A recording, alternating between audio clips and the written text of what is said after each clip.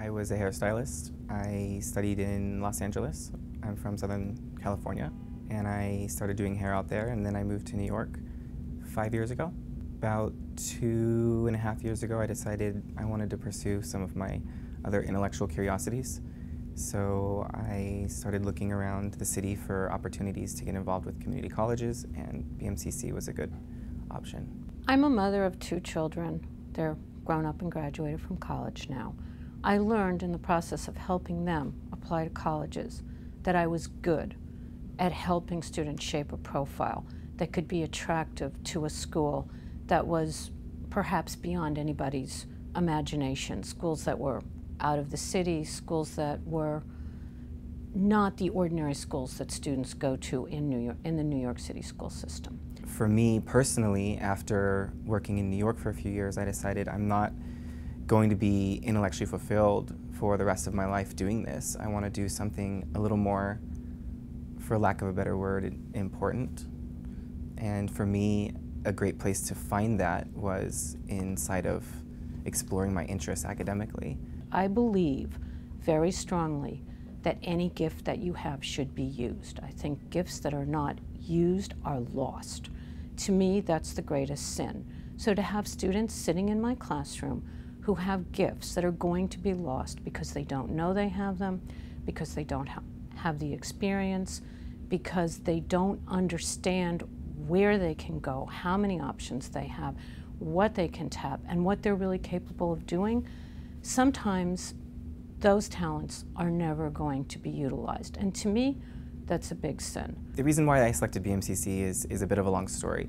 I wasn't the best student in high school, and returning to academia at a more mature age, I was able to focus on things from a much more responsible perspective.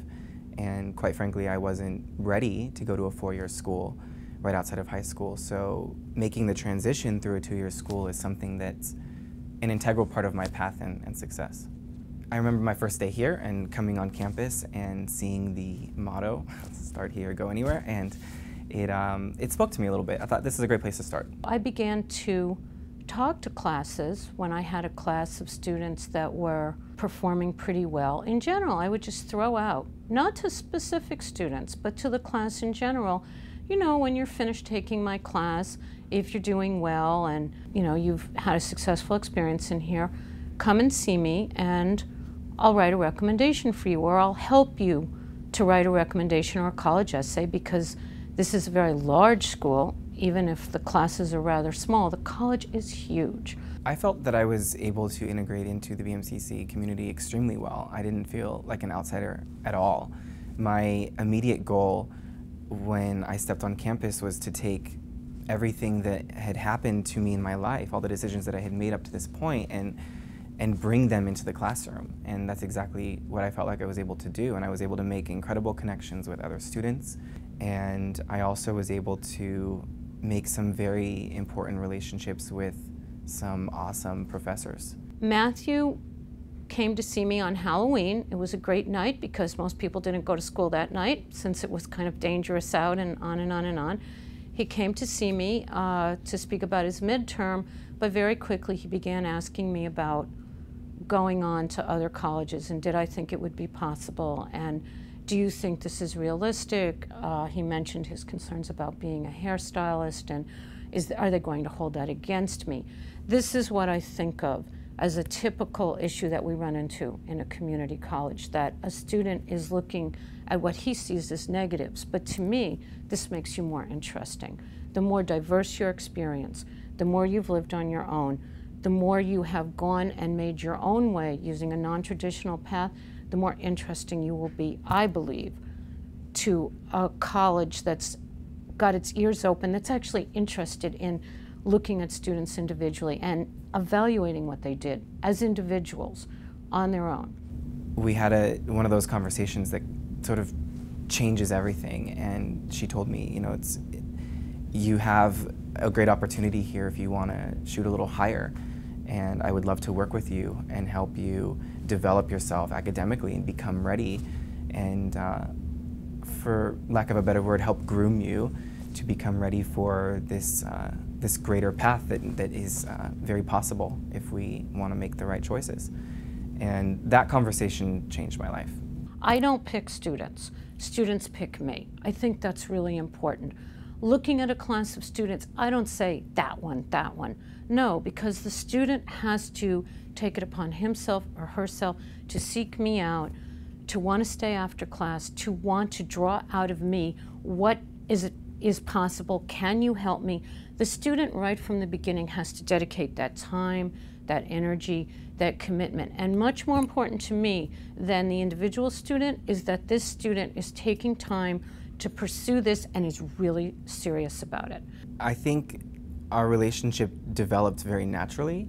Ms. Clark did a great job of pointing important things out to me that I should be paying attention to. So one of the first things we talked about was the idea that every school has a culture, and inside of that culture, one can find whether or not they feel that they would be a good fit. So I started to explore different schools, look at the culture inside of them, and then decide if that was something that I wanted to pursue further. One of the first things I said to Matthew is every business school has its own philosophy. Are you familiar with that? And he said he wasn't.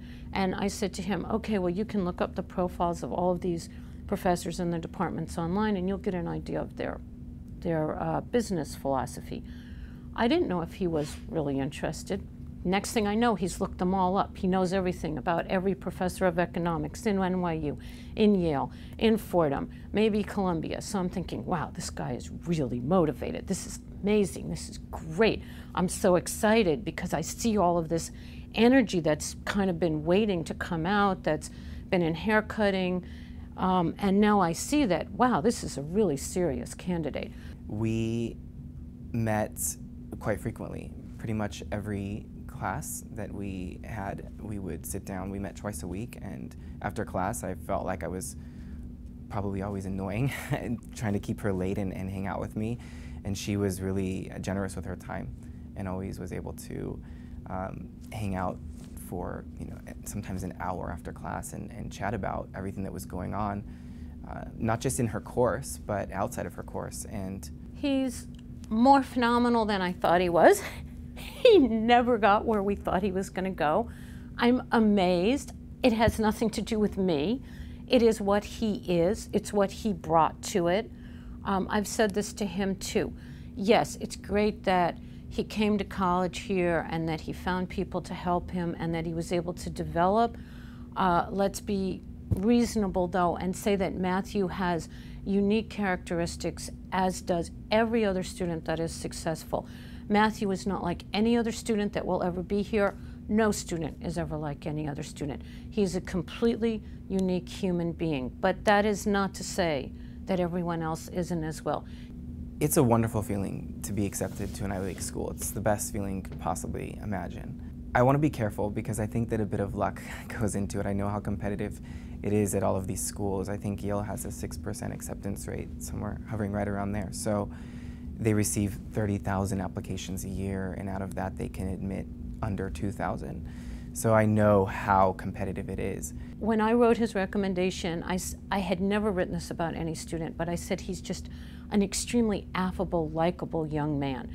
And then later on, when I saw another recommendation from his other professor, I realized he had said the same thing. So that the thing that is maybe the most unique is something that we didn't teach him as much as we would like to say that. It's something that he brought to the table, and that is unique to him. You put all of yourself into your application, and just the contacts of getting letters of recommendation and finding the most meaningful people to write that for you, people that you trust will be able to present you in the most memorable light to an admissions committee, as well as the daunting task and very personal task of writing essays. When all of that comes together and then you attach your own academic achievements to it, as well as your own life experiences, and it just becomes a compendium of so many different parts of who you are, yes, it's a wonderful thing to look back upon yourself and say, wow, this is truly a reflection of who I am. But it's also so much a reflection of everyone around you.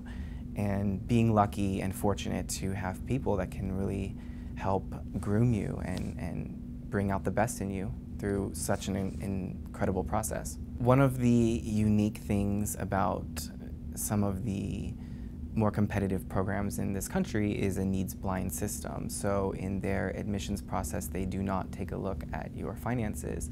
They care only about your merit. And once you are admitted, the job of the financial aid department is to make it as affordable, in all fairness, as possible for you to attend that institution. I was very lucky as someone getting into Yale with a daunting annual tuition of somewhere around $60,000 to receive a full financial aid package. So I will not be paying for any of my tuition, only my living expenses, which makes it very affordable and financially not stressful for me to go to one of the top institutions in the country.